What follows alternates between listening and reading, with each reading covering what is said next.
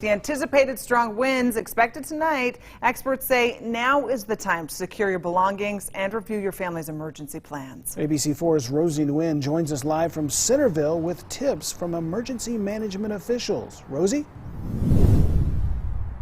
Rick, Emily, emergency management officials say that while the weather is still calm, now is the time to do what they call a home hazard search.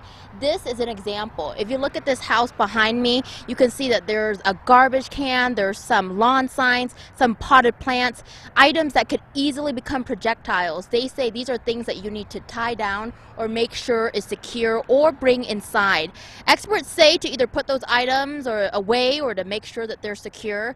And when winds are this strong, they say even trampolines, sheds, and carports could be uprooted and blown around. Be prepared for a possible power outage. Make sure your cell phones are charged, your flashlights are working, and that the food in your refrigerator won't go bad. Officials say they're taking lessons from the 2011 Davis County windstorm that brought gusts up to 100 miles per hour. We also think about windows.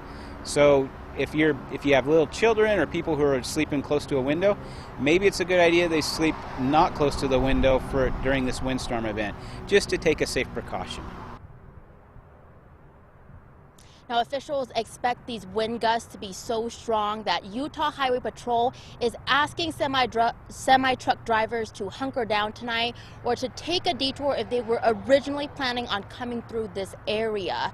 Also, if you have to drive tonight, troopers say to be mindful of debris that could be flying around on the roads and to avoid driving right next to a car because wind gusts could push those cars into your lane or vice versa, push you into their lane.